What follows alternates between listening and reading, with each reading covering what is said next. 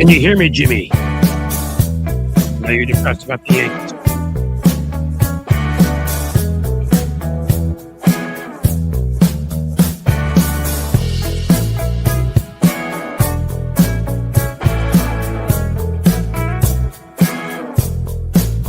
All right. Can you hear me, Jim?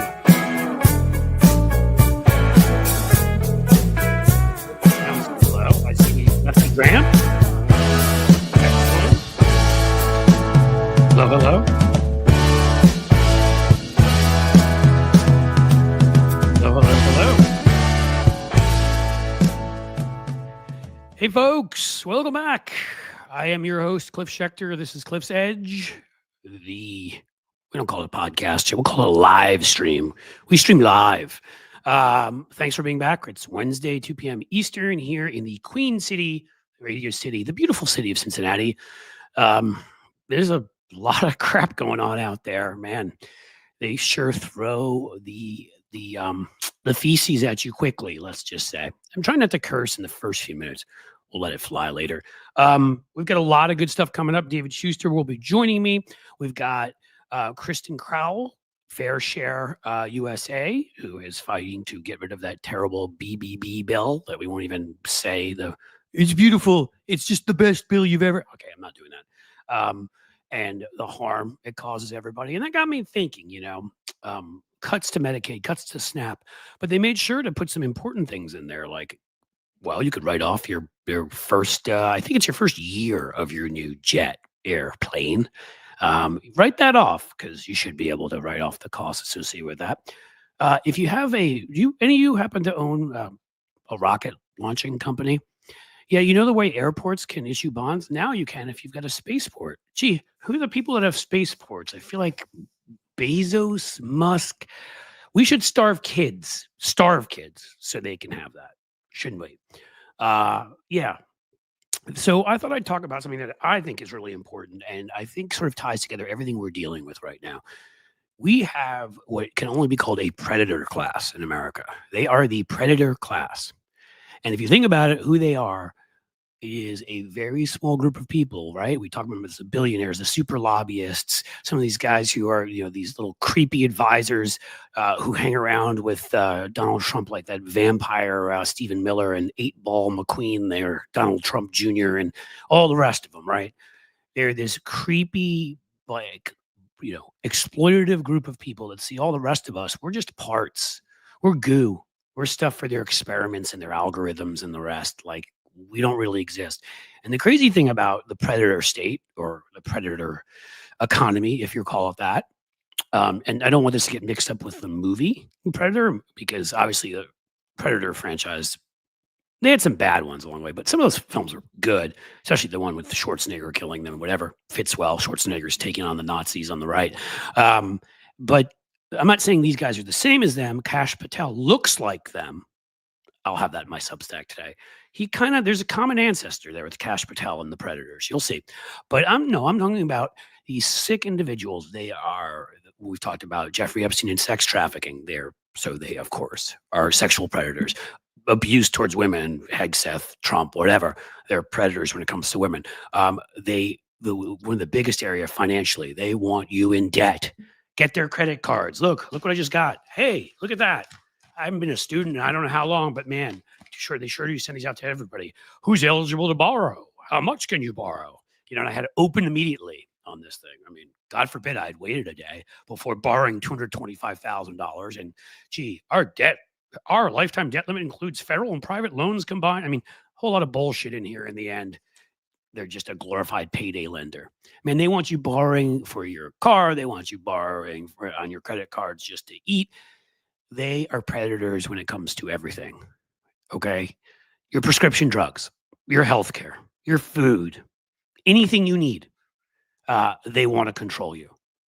And that's who this small group of sick elites are. And if you can tell by their behavior, most of them, I mean, we don't know what Elon Musk did. We certainly know that he's in plenty of pictures with Ghislaine, whatever her name is, Jack LaLanne. If you're from New York, you may know that. Maxwell. It's the connections between all these people, all of them that were at Trump's inauguration, your Bezoses with their 40, freaking $1 million weddings and Zuckerbergs and all of them. Um, they are a predator class. The advisors around Donald Trump are a predator class. They are simply exploiting all of us. It is what we are. They exploit workers, they exploit consumers, they exploit the environment, they exploit any natural resources around here, and that includes what we are. We're people. I guess again, we're just there to be experimented on or used as workers or goo. Hey, will this algorithm screw you up mentally? Let's see. Um, there was a case I was watching earlier today where on CNBC, the president of Bank of America went on, and they had denied Donald Trump bank accounts there after he was president. So Donald Trump got really mad and insulted him. He was like, "Hey, Bank of America, you're the worst bank," whatever. This guy cowered on live TV. He's the CEO of Bank of America. He's like, "Oh, we'll have to take care of that when it comes to Donald Trump." Known money launderer and felon. That's the kind of person that maybe a bank wouldn't want to lend money to. But of course, hey, who cares, right? Donald Trump. We're all bowing down to him, aren't we? And by we, I mean they. Corporate America, all of these people.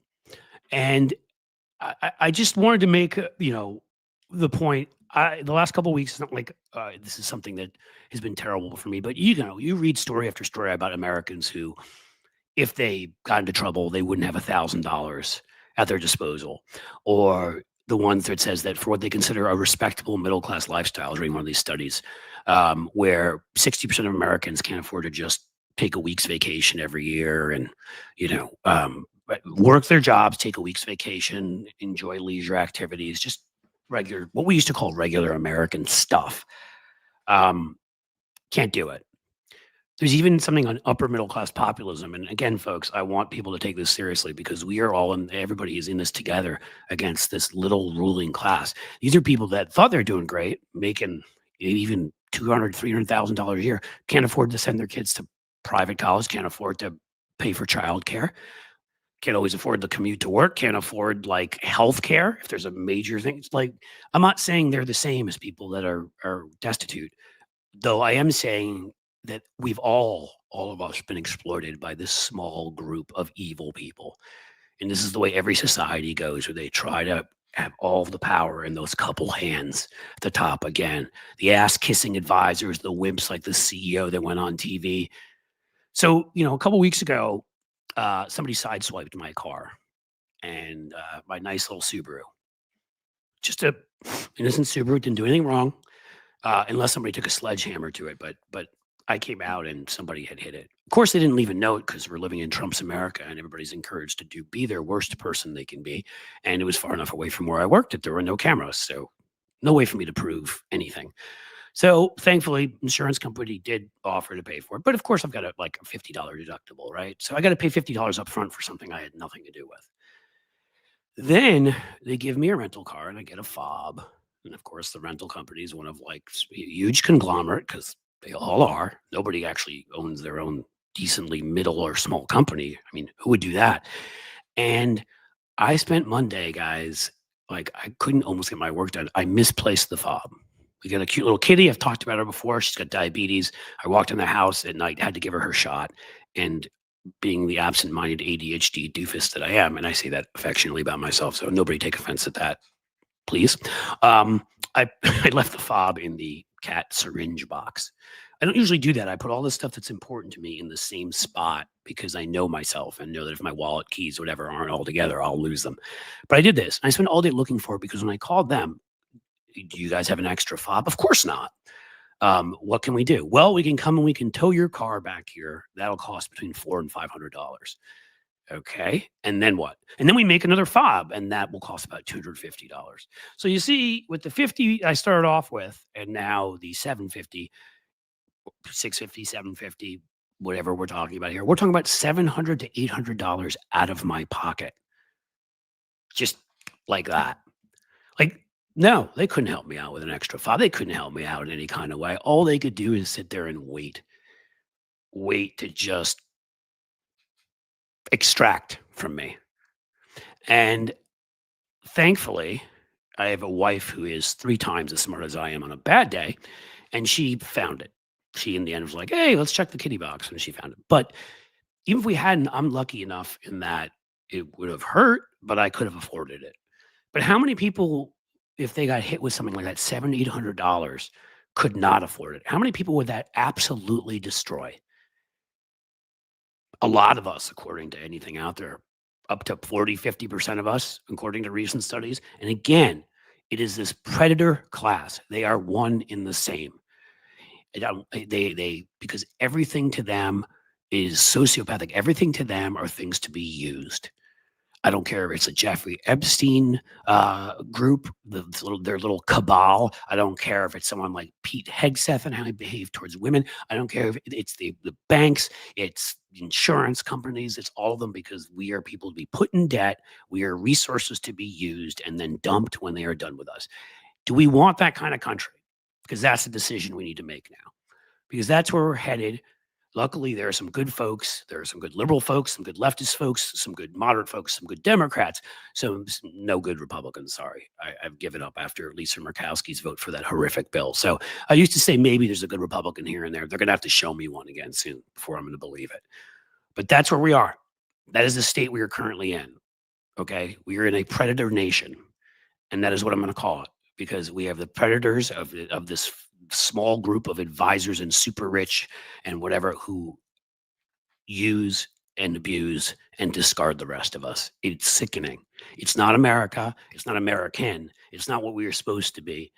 It's not what we were economically from the 1930s to the 1980s, when we were much like Western Europe. And damn it, I don't care what we have to do, but we're going to fight and get back the America that we had, as we see what, Cory Booker standing up and yelling about Democrats needing to get tougher, as we see Texas Democrats leaving the state. I don't care what it takes at this point. I just wrote a Substack about it. I hope you'll read it on FDR and the need to channel our inner FDR. It's time. He didn't just say, oh, institutions are working fine. He got rid of the ones that didn't work. He created new ones. He pressured the courts and others. They tried to make it sound bad. I remember I took history classes. Oh, court packing. Well, you know what? After he went after the court, they stopped they stopped deciding magically that all of his bills were unconstitutional. It's time for us to go on offense and go after them. And I'm not saying, as you always know, I always have to say this, I'm not calling for violence or anything physical. Non-violent protest everywhere you can. Calls, bodies. If you can help, hell, if you're in Congress, you help write legislation, do it. If you have a PR outlet, do it. If you have 5 Facebook friends, you can get to share something, do it.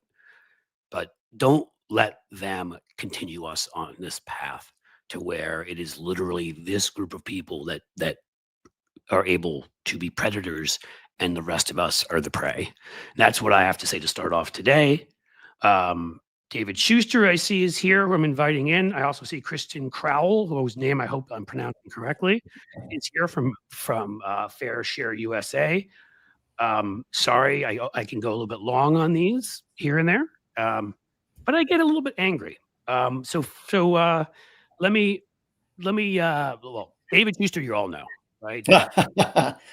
Well, no, I don't mean because you're, David Schuster. I mean, it's like George Clooney, right? Everybody, yeah, sure. Who joins me here and on Substack, and again, was the thing you can always do, folks, in life, if you want to have something that goes well, is recruit somebody more talented than you. And he can shake his head all he wants and whatever. More talent, more experience. David Schuster, Emmy Award winner at MSNBC and CNN.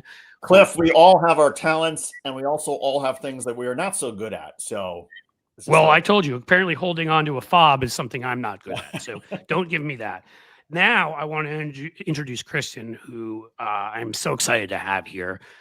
What she's doing with Fair Share USA, I'm going to let her tell you more about it. But whether it's taking the bus to town halls, showing up, speaking out against the BBB bill, the best. I'm sorry, I'm not going to even say what that stands for, because it's stupid, like the person who made it up. And she's going around trying to, we'll let her tell you some more about whether it's getting it repealed, fighting back on Medicaid, fighting back on SNAP, fighting back on all these kinds of things that the predator class I spoke about wants us all to be in hock to them for. Welcome, Kristen, and thank you for being here. No, thanks so much for having me on. Oh, it is absolutely my pleasure.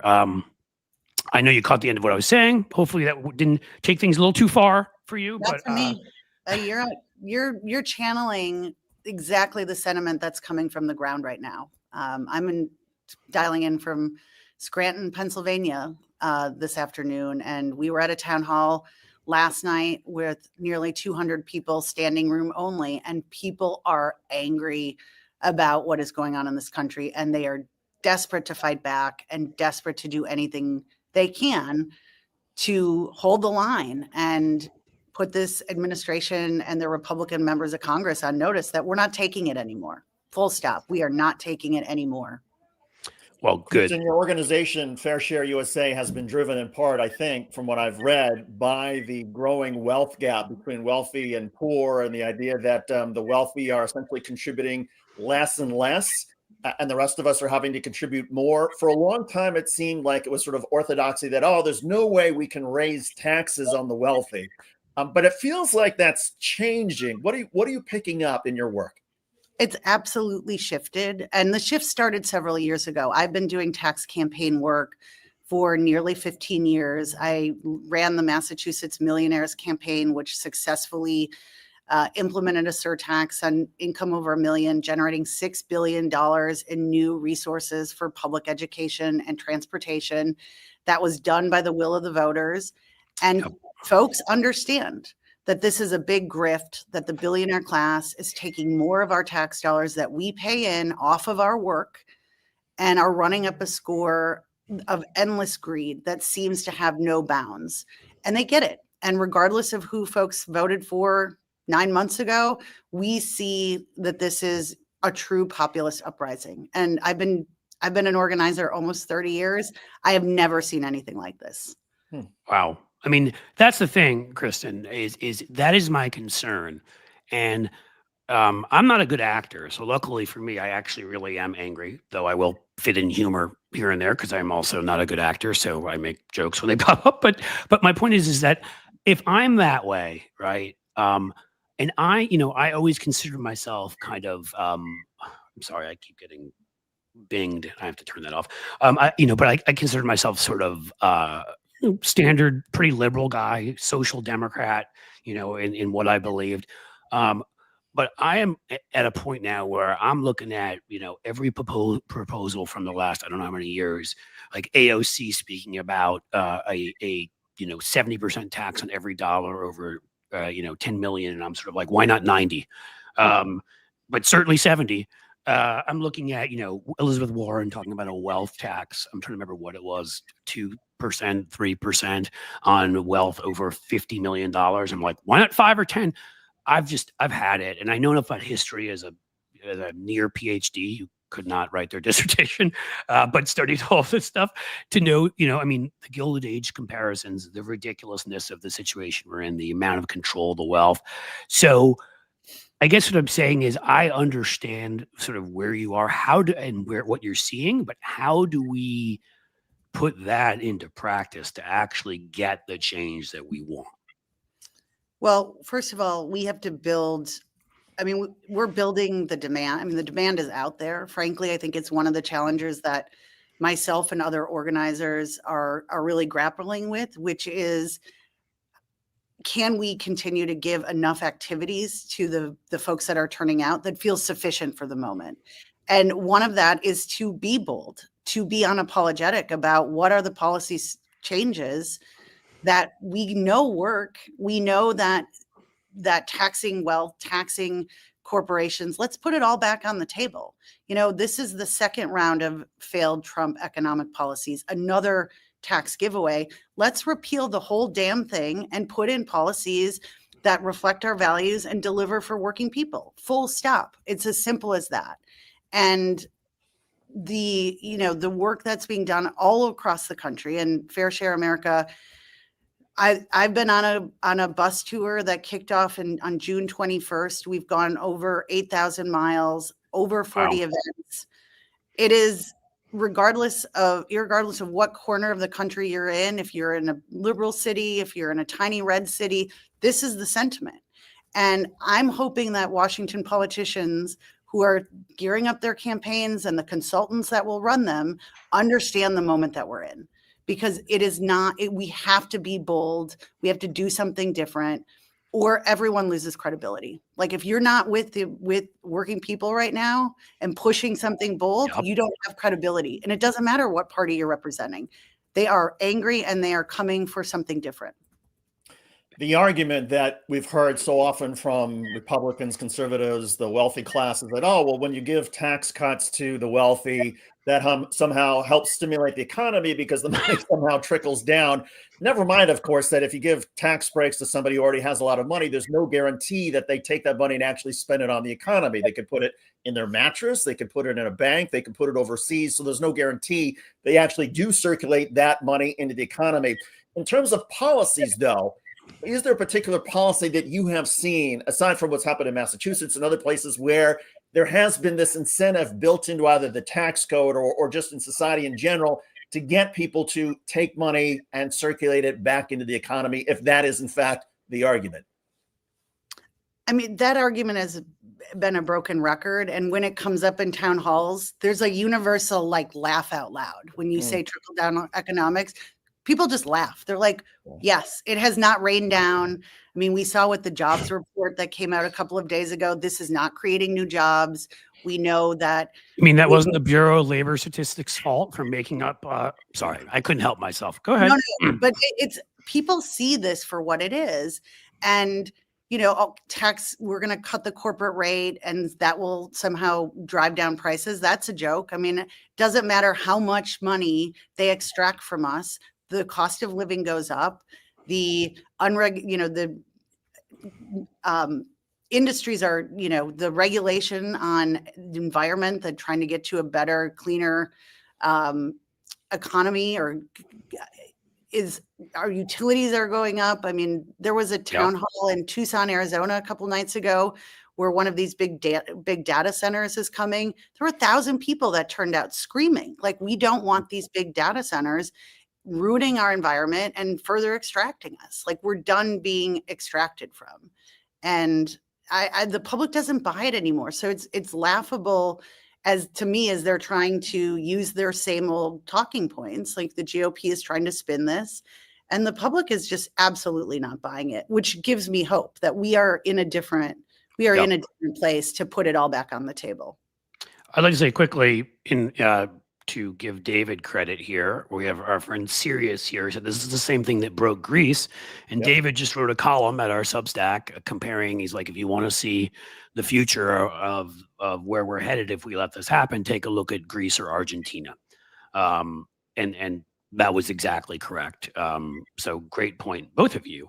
And Lefty Gramps, my friend here, who's also in Ohio, Kristen, I'm based in Cincinnati, makes the point about how data centers are destroying Ohio, power bills. And I mean, so, I mean, this is the thing, because I am a good Democrat. I was a Democratic consultant for years. I still sort of am, even though like friends come to me now, stuff like that. But I wrote ads for Biden. I felt like I thought we defeated Trump forever in 2020. I was like, hey, I wrote ads for Biden. This seems like a good time to walk away and sort of go after the other side of my passion, which is, writing about politics, talking about it, that kind of thing. Oops, sorry. Yeah, it seems we didn't defeat him forever. But, my concern is that, and I'm so glad that I heard you talk about the consultants, because even though I was one or am one or whatever I am, and I will lay it out there and rip into it. I mean, if they don't understand the moment we're in, if they do not like a look at what happened in New York and Minneapolis and these places with mayoral candidates, if they don't look at with the anger that's showing up these places, and they don't get that these aren't normal, like, let's manage the anger and sort of, move a little bit over here. People have this is not working for people. They are not able to. So how do we get across to that class of folks that this cannot be? If we were to run, an FDR type campaign, which is why I wrote that piece in 26, I mean, the majorities we would win would be they'd be unheard of since then.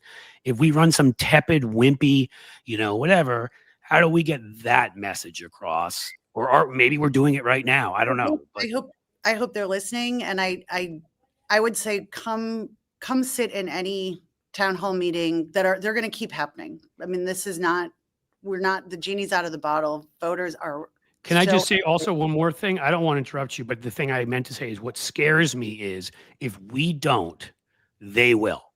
With their right, you already see it with Marjorie Taylor Greene and Tucker Carlson, who are playing on some right-wing populism, tying debt to international aid, but they talk a lot about debt and credit card bills and whatever. If we don't do this, if we act tepid, they'll go around us, and it could be a disaster. So I'm sorry, I should have said that. Let me let you talk. I mean, we watched Josh Hawley go after the CEO of Boeing, saying Yep. this is your fault. I mean, they're not idiots, and that there is a populist movement, and Steve Bannon has given advice that, you know, they're going to lose the majority by 40 seats if they don't play in this terrain. So you're 100% right, Cliff. Like, we've got to understand the moment we're in. And, you know, one thing that I've heard in the last 72 hours out of friends in Washington is like this move that they're hearing some folks in the Democratic Party talk about, you know, we need bipartisanship. And right. And so it's just like, can please Can we come? make that word illegal? Thank you. Because Like, this is not the time for that. This is Kristen, not. we talk a lot about sort of messaging. Yeah, what's been the most successful or resonating message that you've seen? Is it, hey, raise taxes on the wealthy, taxes on billionaires? Is it, how do you make the wealthy pay more or contribute more in a society and do it in a message that resonates with people? Honestly, the simple tax the rich right now. I mean, we saw in a Republican town hall 2 nights ago in Nebraska, organically, red voters screaming tax the rich, when Congressman Flood said, well, we can't afford healthcare. We can't afford to pay for this. It's simple. And then in the last 3 nights, we've heard, last night here in Scranton, the whole room was screaming, repeal the whole damn thing. Mm-hmm. And that, I think that has got to be, the bar that we set. How fast can we repeal the whole thing? And we work backwards, and we build campaigns, we build narratives that allow folks to voice their anger, and that we're doing something constructive. We're not tinkering on the margins.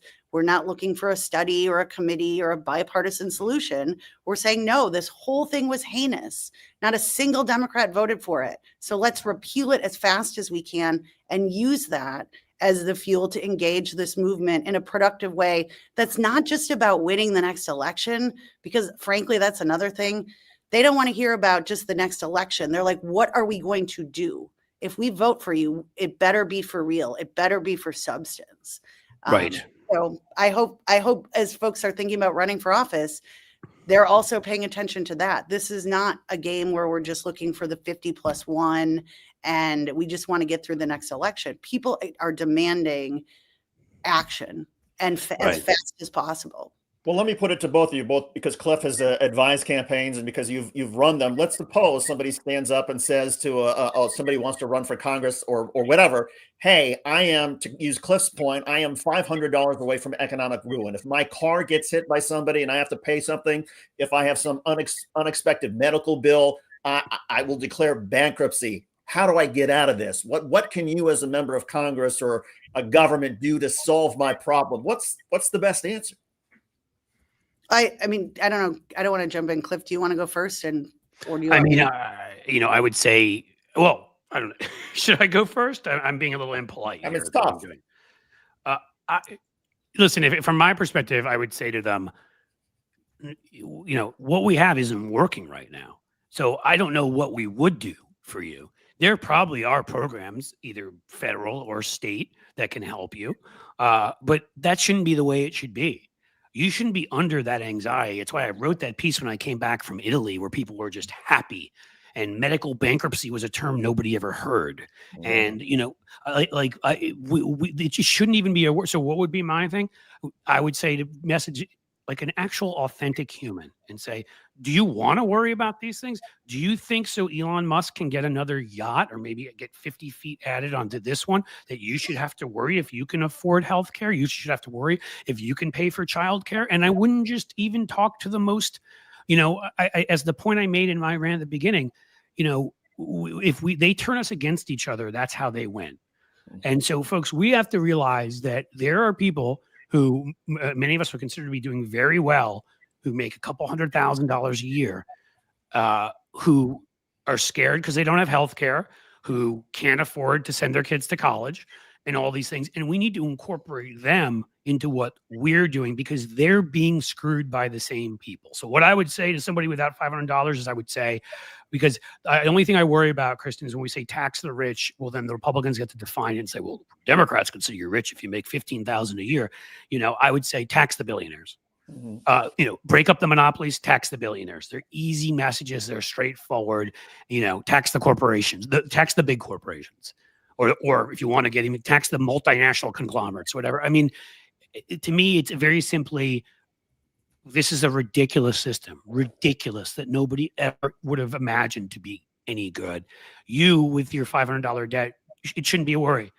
You see Elon Musk, you see Jeff Bezos and his $40 million wedding. Tax them at the rate we used to tax them in the 1950s, all taken care of. And I would put something else on the table, which is like, let's talk about the minimum wage and raising that to $20 or $25. I mean, there has to be a way for folks. People in this country want to work.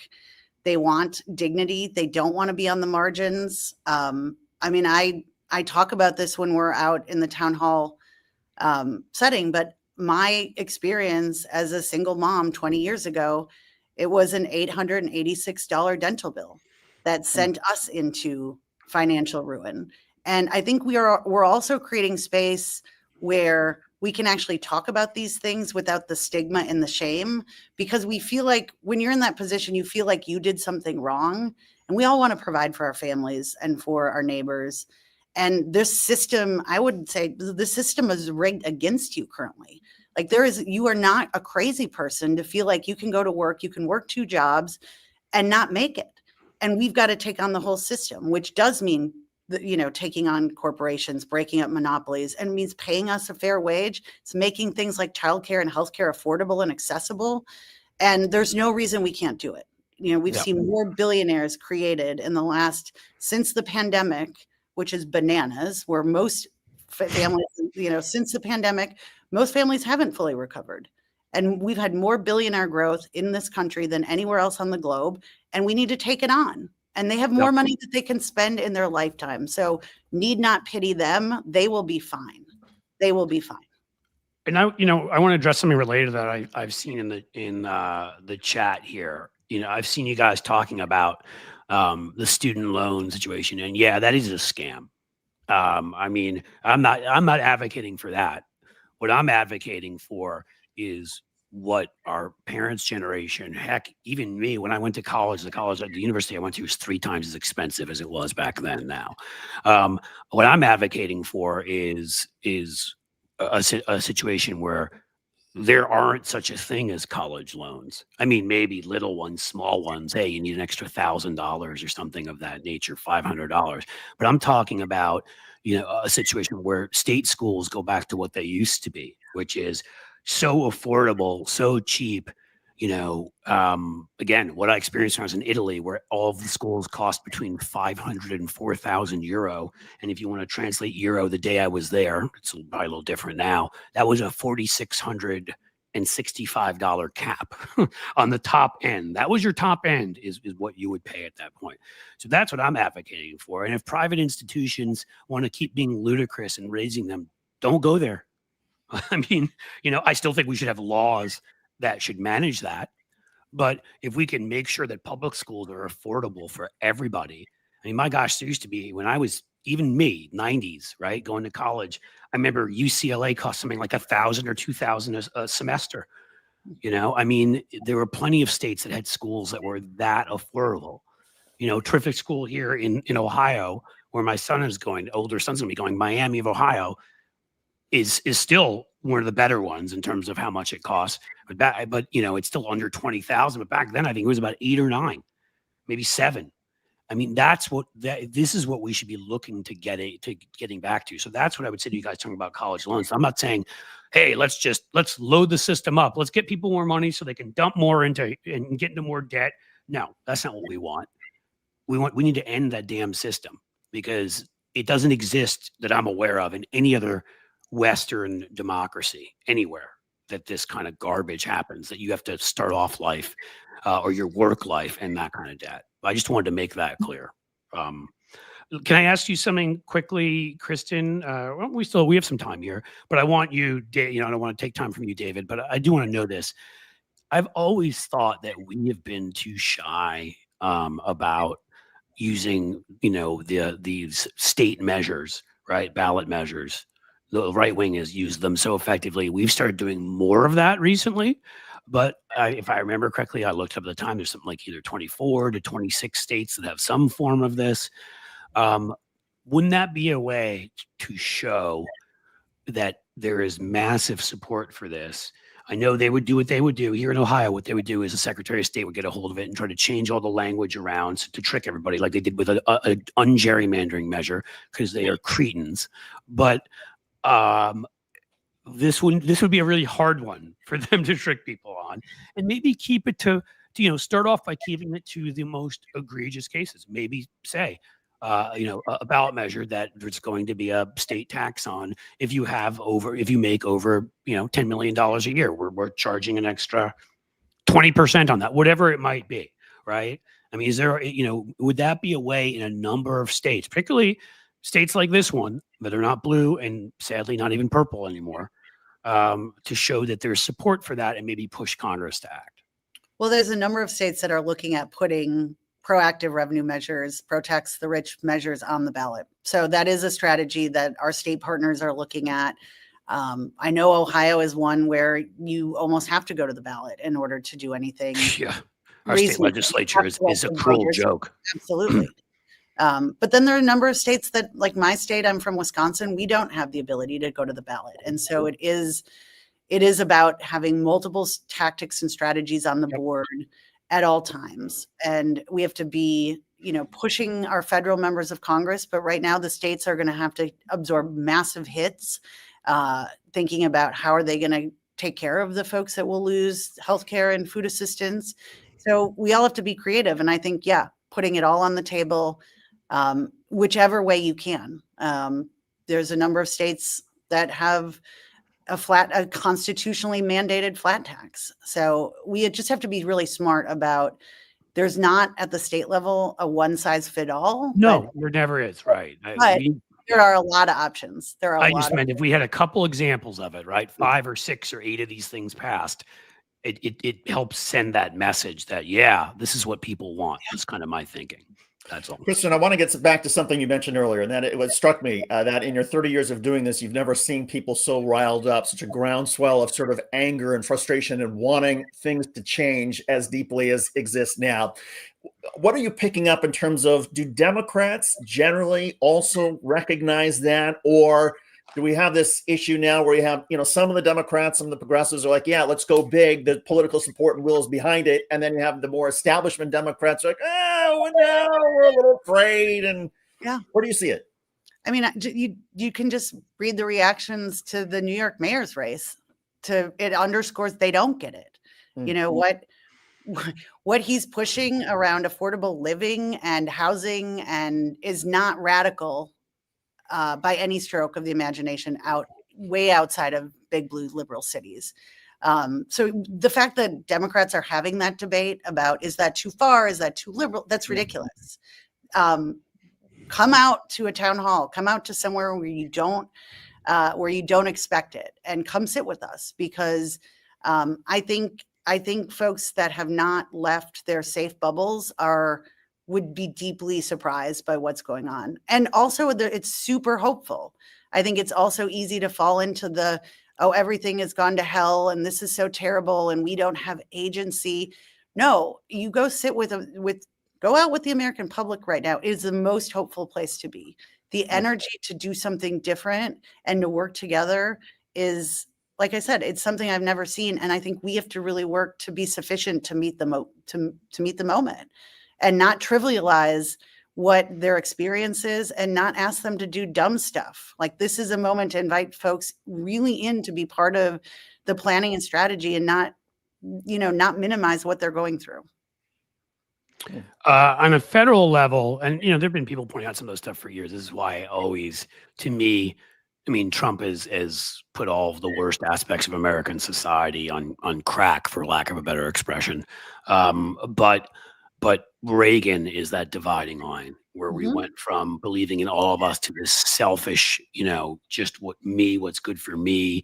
I think it helped create the anti-vax movement. I think it helped create the gun nut movement, because everything's about me. It doesn't matter what happens to anybody else. So I saw, and I believe it's Damon A, if it was you, in the chat there, because I was going to ask this question anyhow. So I appreciate you put this out there. I did some work for one of the few, and this is why I always say to people, there are some good billionaires. I did some work for Nick Hanauer in the past, who's a terrific guy and an economic populist. He actually was one of the original investors in Amazon, because he knew Jeff Bezos in high school, and I don't think has spoken to him in years, and left early on. With not Bezos kind of money, just a lot more money than any of us could ever imagine. And one of the big things when I was doing some work for him that he was arguing, in favor of, which a lot of people don't know, is pre-1982, it was illegal for companies to do stock buybacks. And we're having this conversation right now about making it illegal for members of Congress to trade stocks without, which I believe is ridiculous that doesn't exist. Like, we have an insider trading law, except this large group of people. But when it comes to that, it used to be defined as market manipulation, which it is. And when so you've got extra cash on hand, you're a company, you're doing great. Gee, we could pay our workers, or we all have stock options that benefit if stock goes way up. I wonder what I'm going to do. Do you think that's the kind of thing that could resonate, that we should fight on? Is that a message point we could win on that you think people would understand? Because it's gross is what it is. Yes. People, absolutely, we should run on that and talk about it and go after it. People do understand that the system's rigged, that if you have money and power, you're constantly thinking about how to further enrich yourself and screw over your workers or working people, or, this grift, and there's no other way to talk about it. The BBB is the largest grift in American history of taking our tax dollars to further enrich the billionaire class. Folks totally get it, and we can talk about it. They get it. And if to not talk about it and to not be clear about the reality that most Americans are living with, it's like gaslighting them. They know this is crazy. This is all rigged. They know that no matter what they do, billionaires and corporations are rigging the system, and they're getting away with it. So we have to tell them that's actually true, and this is how it's happening. And this is an example, you mean? Because again, all the other stuff, of course, I want to say to them. I just, I don't know how much financial literacy everybody has in terms of stock buybacks and all of that. And so I want messages that resonate so people get how they're being screwed. It's a really good one. Okay, thank you. Go ahead, I mean, I sort of wonder if there's also maybe some sort of argument about, never mind our own sort of personal financial anxieties, but our anxiety about whether this country can continue to exist. I mean, if you go back through history, and Cliff, I guess you would know this better than anybody, every sort of great empire has collapsed when the difference between wealthy and the middle class, when the middle class keeps shrinking and shrinking, and the wealth gap gets to a certain point, societies stop functioning. Yeah. Supreme Court Justice Louis Brandeis, by the way, had a famous quote about that. He said, you can either have a vast disparity in wealth, or you can have a democracy. You can't have both. That was Louis Brandeis's quote. But to kick it, go ahead, David. Sorry. No, I was going to say, so I wonder, the argument can also be, look, in terms of, if you want American society to continue to function, never mind all of our personal anxieties and financial problems and exposure to bankruptcy if we get unexpected bills, but as a nation, our nation cannot survive this, right? Yeah. No, I think. Go ahead, Kristen. No, go ahead. No, I think he was asking you, so I didn't want to jump in. I don't know if you had something you wanted to add to that. I think there's a lot of anxiety about what's about to happen to this country.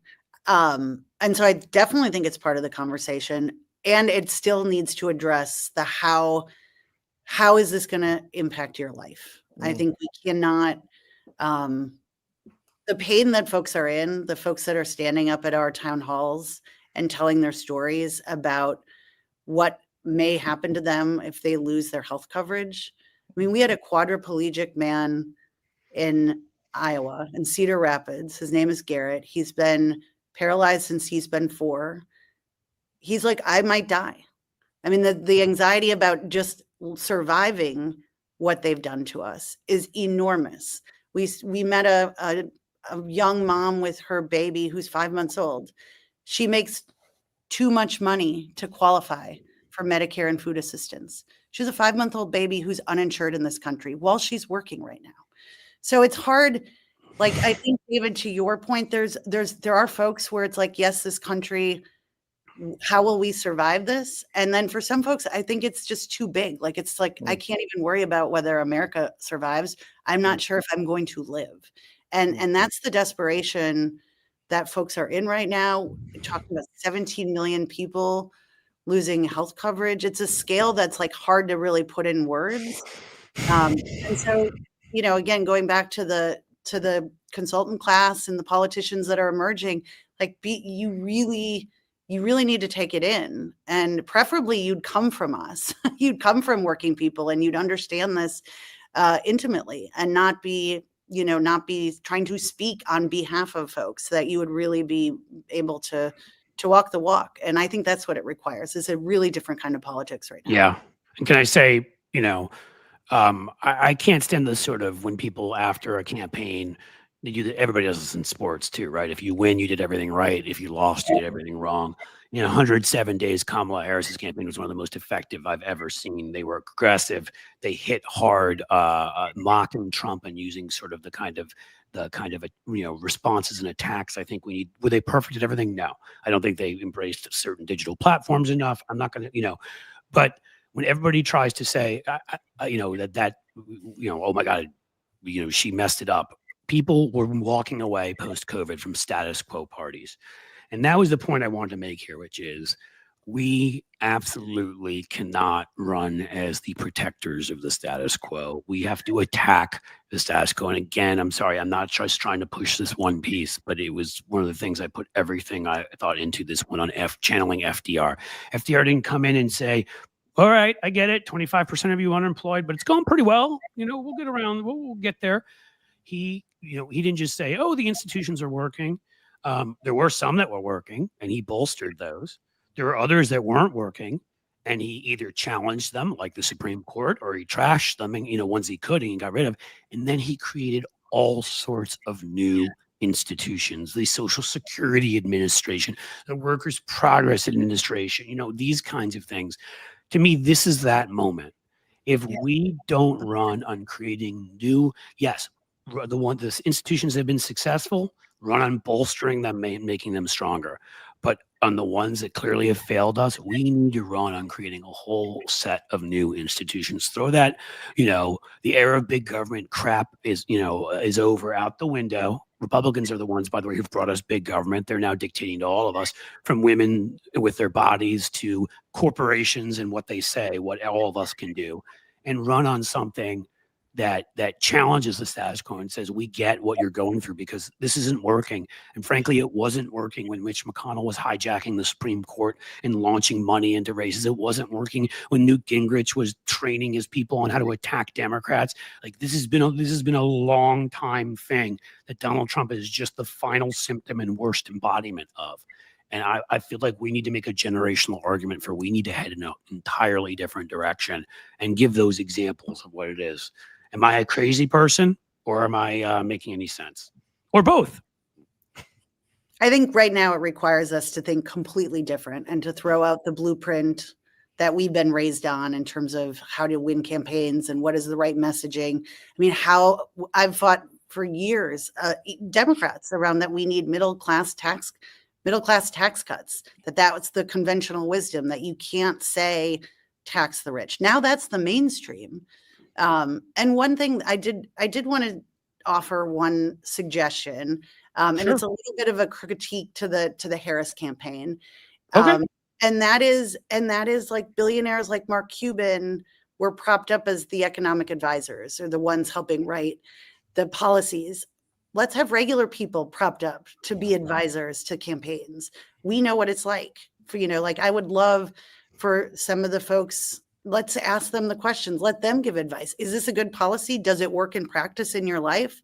And, like, bring in farmers and ranchers and small business owners and exactly. Right. And I'll say, I've Yeah. got, I know Mark Cuban a little bit. I do think he's a good person, but Oh, great.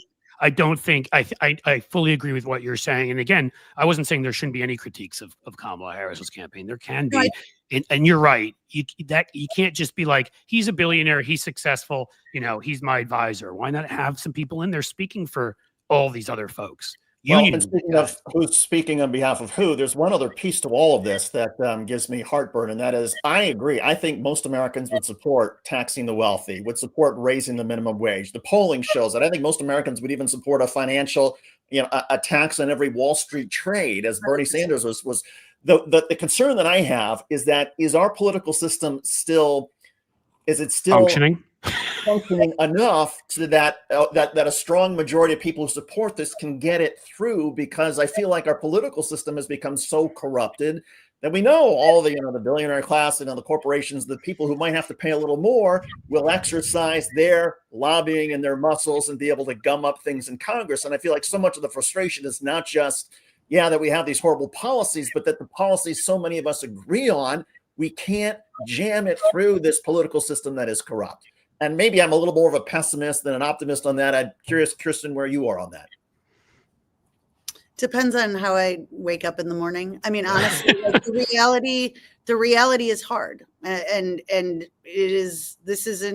we are going to have to build something very different. And I think that also means building a coalition that's going to take on, I think there has to be taking on Democrats as well as Republicans. I mean, this is not, I agree. We saw with this bill that Democrats held the line, and that is incredible. That not a single Democrat voted for this. And we now have to continue to ask, and so what? What is the vision for something different? What is the vision for not just tinkering on the margins and going really hard? And I think there's going to be several election cycles where voters are going to have to stick together and force that. Because we're seeing this happening right with the gerrymandering. And if you don't like the politics, if Donald Trump is watching this and he's worried that he's going to lose the House, House pajamas with Cheeto dust on his fingers. right. So I'm going to lose the House majority, so I'll just order up another 5 congressional districts to be drawn for me. Like, I think we're in very difficult times, and I think we have to continue to demand better and hold it together as the base of folks, the big majority that can actually take this on. But I think that Washington business as usual, and the folks that haven't left, DC in the last 5 months to go see what's happening have a clue? I don't. And I would invite them to really get into it with us and see it. And David, that I fully understand what you're saying, because I have my good days and bad days on these things too. It's why I almost feel like you have to go around them. And the only way you can go around them is by being so bold, by creating. I mean, they spent that money against Mamdani. They've spent that money against other folks. My point is, if you run this tepid, you being one, not you being you, this tepid kind of campaign of, well, we'll help you a little bit here. We'll give you a tax credit for your health care and that kind of thing. Here's what will happen. The billionaires will still demonize you because they don't want to lose anything. And people will be like, okay, this sucks. And they'll be done.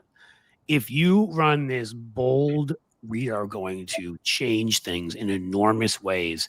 That is the only thing I've ever seen overcome big money. I've seen it with ballot measures in states. I've seen it with legislation in Washington at times. There are just moments where there is such an outpouring. After a number, and it wasn't nearly enough, don't get me wrong, but somebody worked on gun safety after that outpouring, that number of shootings that happened. Even Mitch McConnell felt he had to bring forward a bill that actually did close 2 pretty bad loopholes, because he felt like they would, with all the money, even all the money on their side, they were going to take massive losses unless they did something. And so I feel like it has to be that kind of an uprising where they feel the power of, okay, we got all these billionaires putting up ads for us, but it's hard to change somebody's mind with your ads if their kids are starving, if they don't have health care, if their farm just crashed. I mean, we talked to Hallie Schaffner, who's running in Arkansas, who's just fantastic, a real farmer, 6th generation. They destroyed her farm with what they did. So now she's taking on Tom Cotton. And normally in a normal election year, like, Absolutely no chance. This election year, with this genuine, regular person, a farmer, the kind of person that should have been an advisor on a campaign like that, who knows all about this stuff, who speaks like a regular person and goes after the Democratic establishment for abandoning Arkansas too, and points out that Tom Cotton voted against both farm bills. I think that can change some things. So I think so too. I think so too. Well, so tell us quickly. We always run late because that's what we do here. Because we like talking to people. Please let us know, where can people best find you? Where can they support your work? What can we do to support you? And how can we take power away from Republicans and make them psychologically suffer in ways I haven't even thought of yet? So it's fairshareusa.org is the website. Sign up. We send out weekly updates in terms of events happening all over the country to plug into. You can follow us on all the socials. And we're still driving this bus for the rest of the week. We've got 3 more stops.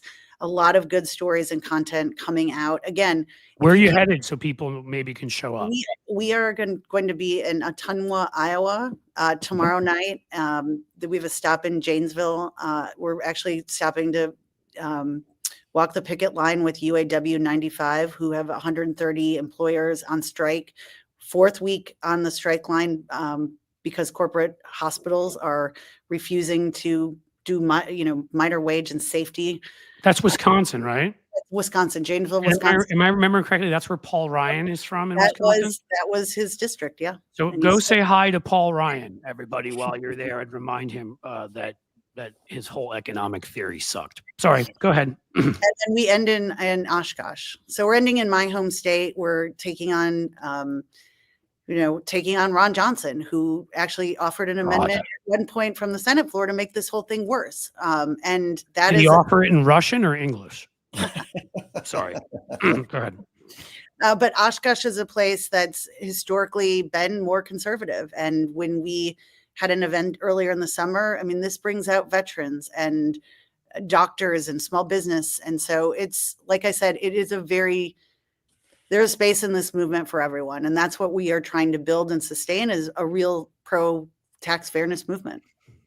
That is awesome. And well, Kristen, it has been an honor having you on. And I love the work that you're doing at Fair Share. And to learn that there's this wonderful organization that is credible, pushing taxing the wealthy, getting them to pay more, of course.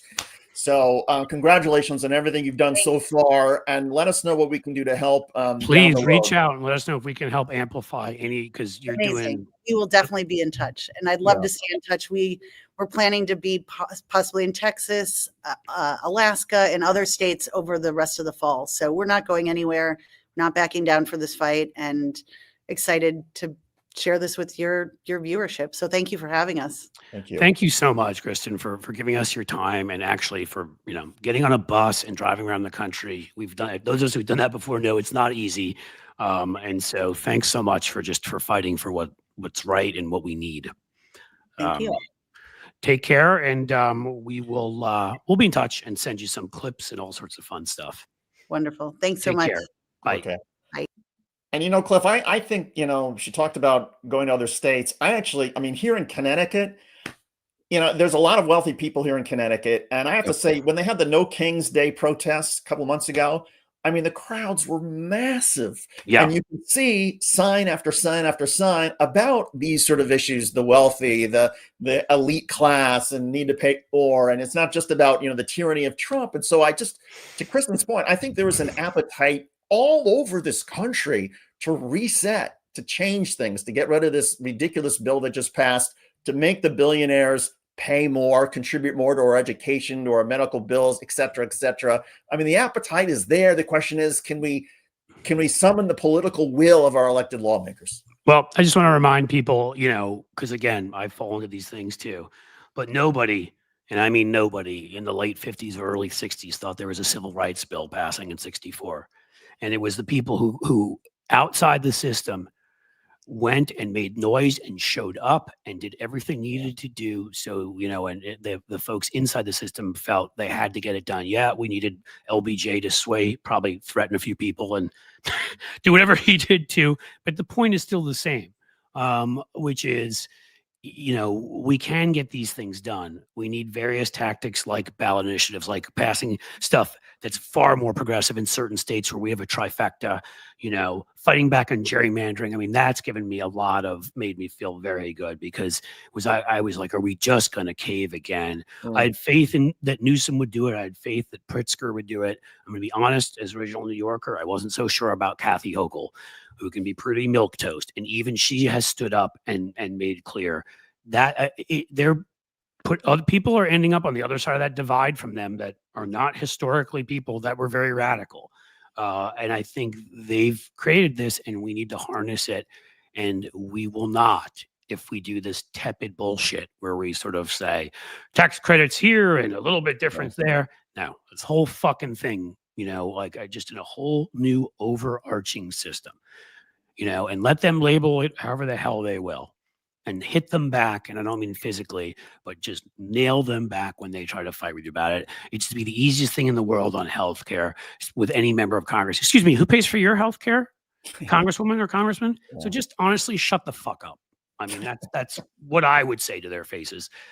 Pay for your own or shut the fuck up. I get it that people can't really say it that way and have to be a little bit nicer about it, or at least cleaner. We don't want to be profane like me, because it's much more profane to curse than it is to starve a child, clearly.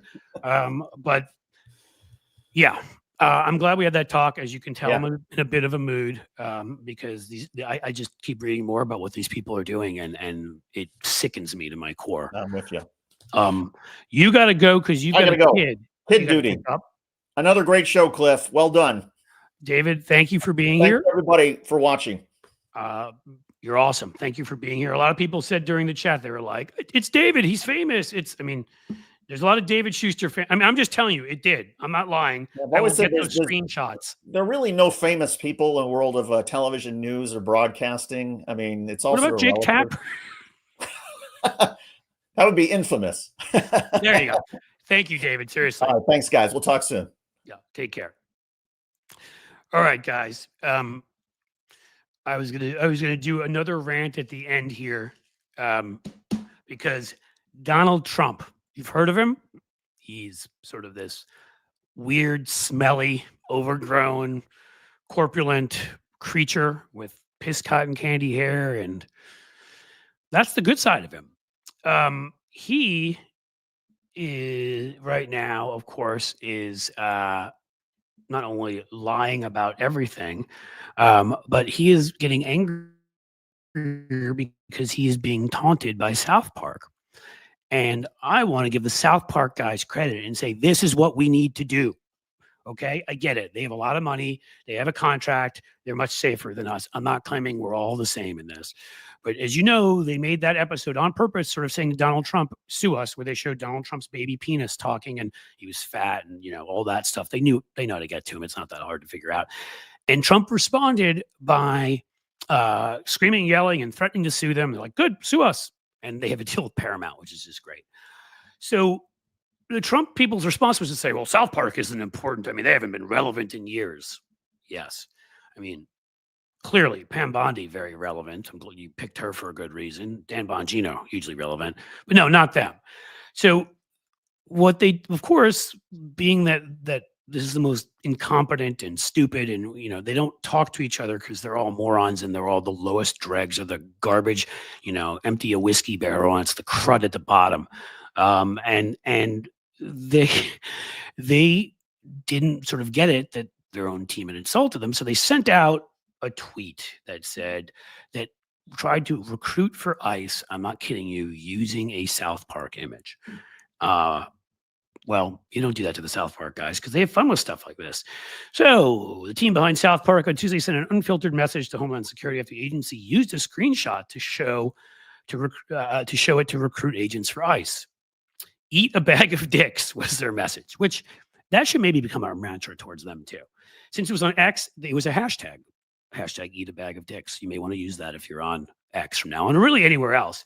And they decided to make a whole nother episode about ICE and what ICE is doing. And, what's her face, dog shooter McKee shows up Christy Nome likes to take puppies and shoot them in the head because that's what normal non-sociopaths do.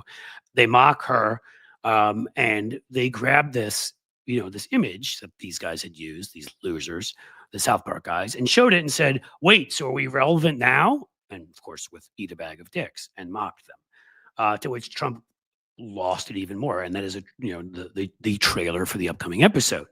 It also shows Trump once again with Satan, this time at dinner, trying to feel him up under the table. Again, this stuff gets Trump really upset, and it's why you need to do it. Stop, Satan says, and pushes the animated Trump's hand away. And there were screenshots. So they're doing this. And as they're doing this, I would like to also point out to you that Donald Trump is losing his mind more and more. Where's the media on this? Where are Democrats on this? I've called out corporate media so often, so that I'm going to stick to the Democrats now. I just gave the example of South Park. They've called him out and went after him. But Colbert now is like on a tear, and he might as well be. You've got folks, and they are, that's not media, but they're people in the media, and it's important. But why, when this man sits there and talks about farmers, farm laborers that are Hispanic, Latino, and said, they do really good work. It doesn't seem to hurt their backs. They seem to be made for this work. Yes, if you're Latino, you're made for farm work, according to the stylings and really sort of intelligent eugenics research of Donald Trump. And even made a point of saying, he's like, they do this work and they tell me they could die. Isn't that interesting? That's what all normal people would think when people tell them they could die from work isn't that interesting? Now, if Joe Biden had said this, old, crazy, demented, but here's the thing, the media may not do it, but where are we on it? Where are Democrats on it? Where are and I'm going to start going after even independent creators eventually who are not doing enough of this, the ones that claim that they're here for everybody, but seem to be just out to pad their bottom line. But let's start with actual sort of the Democratic Party message on this. The man just went out. Remember, what's one of the biggest groups that you lost? They were Latinos. What's one of the biggest groups that he's now losing that he gained during the election? Latinos, pissed off watching the heartlessness with which he is treating relatives, friends, people who are like them. So really, it was easy in the abstract for some folks to vote for Trump. And now they're seeing it enacted. They're seeing it. They're seeing a teenager thrown to the ground. Hey, you have no rights here, amigo. It turns out he was a U.S. citizen. We did a video on that, and you may have seen that. We also did a Substack on that. And I'm going to remind you, while I'm saying this, please subscribe at Cliffs_Edge at YouTube. We're almost at 125,000 subscribers. We're going to get our message out further. We need you to do it. And please subscribe at Blue Amp, where we have close to 600,000, and we are growing, and we are being covered by the media, and we can make a difference. Okay. But this is going on. Constant sort of this stupid old man racism. And I don't care if that's what he really thought, maybe, but if he weren't demented, he would have the ability to not say things like that, and he doesn't. So come on. Why is there not Democrats standing up in the Senate right now, calling for him to be censured? Why are there not Democrats right now in the House doing similar things? Why aren't Democrats around the country referring to him as a racist constantly and pointing this out and tying it into his love for billionaires and his hate for everybody else? Because there really aren't very many Black and Latino billionaires, I hate to tell you. There's a couple. Tie it into your messaging. Attack. He is a racist. He is a scumbag. He obviously sees Latino people as below him. He's acting like he was Jane Goodall, and he was out in with gorillas. That's the way he was talking about a group of people. Like they were oh my God, their backs hurt and still they work. They die and they still do it. How interesting. We all need to be hitting him constantly on this stuff. The racism, the greed, the cruelty, the corruption, the criminality. So where is it? I even just gave you imagery you can use. Please do not let him get away with this. He's a racist. He's a scumbag. This is a guy known for the fact that the first lawsuit he ever had against him by the federal government was for writing C on the applications that his daddy, the apartment buildings his daddy rented out. C for the word colored, because they didn't want anyone Black living there. the history is long, from shithole countries to Jasmine Crockett and AOC or low IQ, which is funny coming from someone who's a cheese melt for a cerebral cortex. Hit him back. Don't give up. Don't give in. Don't let this man get away with making racist, obnoxious statements, seeming like, oh, this is all Latinos are made for, is doing farm work, and they're happy doing it, and blah, blah, blah, blah, blah. They don't mind if they make any money. They're just, no, none of that crap. Hit them back. Hit them regularly. Attack them. Show their worldview for what it is. An unbelievably cloistered white supremacist, rich boy, obnoxious, just, again, a predatory worldview. They are predators, and Latino farm workers are just another group they use up. And if they die, they die. I guess it's, they're cool with that. Toss them away when you're done. This is not acceptable. He's not acceptable.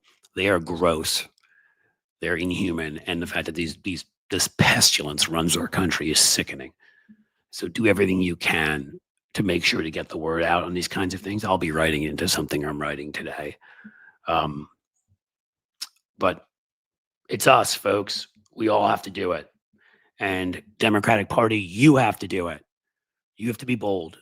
You have to tell these stories. You have to be bold both on offense about what you've accomplished and by pointing out how sick this person is. And if you think the racism argument, I think that would work in the Latino community and others. But if it's not gonna be a broad working, message with white working class voters, sadly, it can very easily be tied into the predatory message. That's the way he sees everybody, including you guys, MAGA voters who have FAFO'd your way through the last 6 months. That is what I have to say for today. I'm going to take a quick look. Thank you, Gracie, for saying spot on. I'm not sure which of the things you thought were spot on, but whichever one. Robert Schwartz, JD Vance wouldn't have the charisma to hold MAGA. There's nobody right now. Unless somebody comes up or somebody I'm not thinking of, think about them, who it could be. Elon Musk, JD Vance, Tom Cotton, Ted Cruz, Marco Rubio. None of these people, they all have the kind of charisma JD Vance has when he's ordering donuts, or Elon Musk when he jumps on stage and goes, okay, they are weird. They're incel adjacent. They're creepy. Donald Trump, sadly, as much as he's a gross creature, had an outgoing personality and is a willingness to make jokes, which I don't find funny, but their people do. These other people we're talking about don't even have that ability.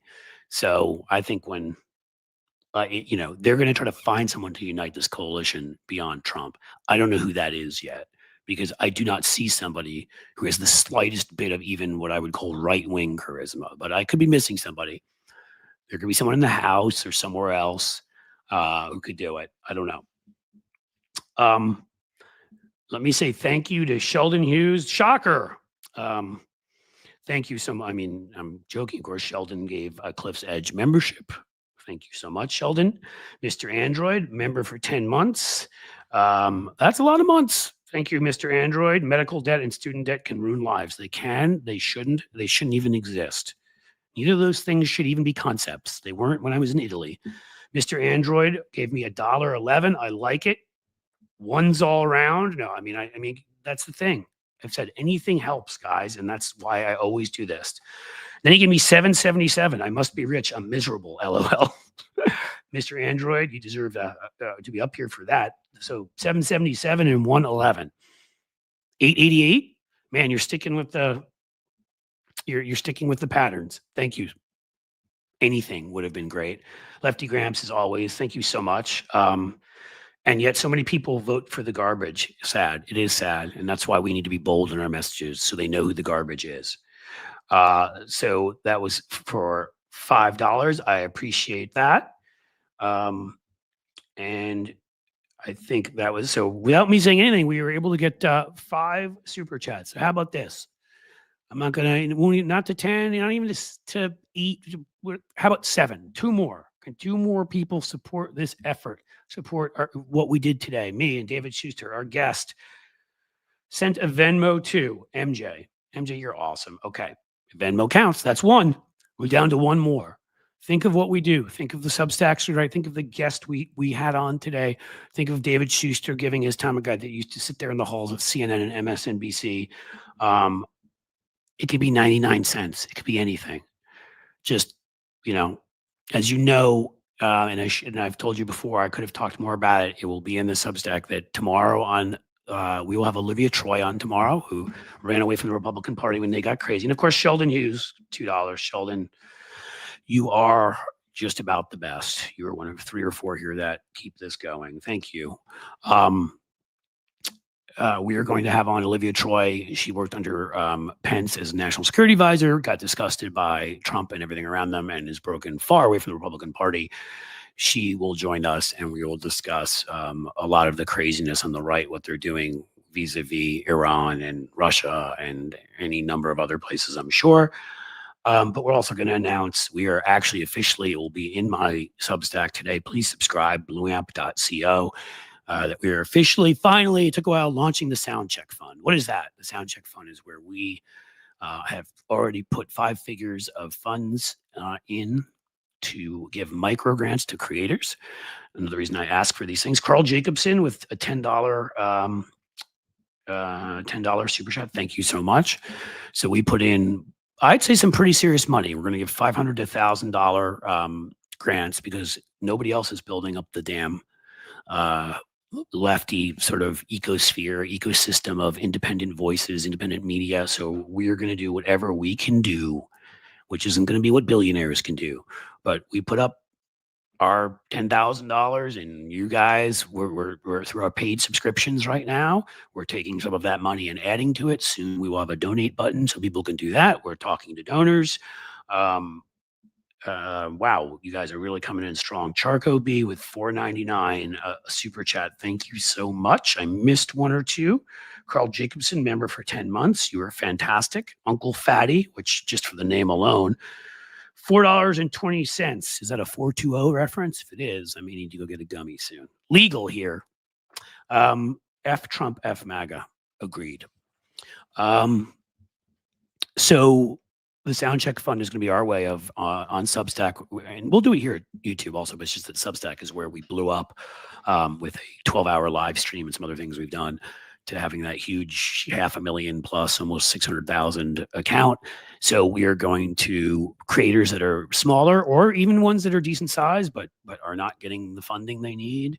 We're going to get out as many smaller grants that help them to make investments in what they're doing, ease the pressure a little bit, get their voices out. And then on our letter and our regular columns and everything, which haven't, we get opened overall. Our average day is about 460 to 475,000, which blows my mind. I can only thank all of you that are there doing that. We're going to promote these folks. So we are going to do our part and we've got skin in the game. We're going to put time into it and create an ecosystem. I hope lift up other voices to the point where if others start doing it too, and then they build a bigger voice and they get ads or they get more paid subscribers, they become self-sustainable. And they're able we're able to actually have an ecosystem on our side that helps promote democracy. That's the plan. So there you go, guys. Subscribe over there at blueamp.co and subscribe at Cliffs_Edge here at YouTube. We'll keep doing what we do, which is trying to get the message out through our various means, trying to have on great guests, trying to support other creators with the Soundcheck Fund and everything else we do. And you keep doing what you do, convincing people in your daily lives. I don't care if it's a formerly crazy uncle. I don't care if it's I've had a few people, 1 or 2 that are in extended family recently tell me they supported Trump in the past. They are horrified now. I know, FAFO and all that, but I'll still give them credit. They are now going to vote for only Democrats. We need those folks. Becky D jumps into, thank you so much, Becky. Thank you for opening people's ears. Thank you for the $5 super chat. We're going to open people's eyes, open people's ears. We're going to do everything we can to make sure that as many people as possible can be funded and can make a run of this. I often say, I know I keep saying I'm going to be done and I need to be done, but I often say, like, I had 1 or 2 of the most talented people I ever knew in this business who Our institutions didn't support them. Our billionaires didn't support. Our donors didn't support them. Nobody supported them. And in between campaign cycles, there's a dearth of things you can do. And they both had to go into corporate media, and not corporate media as in reporters, but corporate PR. And I don't blame them for it. That's what they had to do because we would not give them the ability to live on creating messages for us so we could have the kind of country we want. I'm tired of that. I'm sick of that. And that's why, I came to the conclusion with some other folks that we were going to create this fund. And no, again, even if we get some generous support, it's not going to be the size of, a billionaire cutting a check. But what if we get $1,000 people here, $1,000 there, give them the kind of support that gets them thousands of more subscribers? Substack, I think, is going to be adding ads 6 months down the road so they can make some money that way. They can make some money through paid subscribers and they can become sustainable. And then we have this ecosystem of talented folks. That would be a game changer. Any role I can play in that, I'd like to play. And the worst we can do is fail, which would mean we'd end up right where we are right now. So you know what? We're willing to risk the funds. We're willing to risk the time. We're doing it. Becky Burgess, wow, you guys are incredible. $9.99. Thank you so much. That is fantastic. And thanks for being here. I'm going to announce more on this tomorrow. Please be there when we interview Olivia Troy. It will be same time as here, 2 p.m. Eastern, but that's the show they gave me, Amped Up with Cliff Schechter, meaning that is only on Substack live. Later, it's recorded and you can catch it here. But if you want to catch it live, be there tomorrow, 2 p.m. We'll promote it. Otherwise, all I can say is thank you for all you guys have done.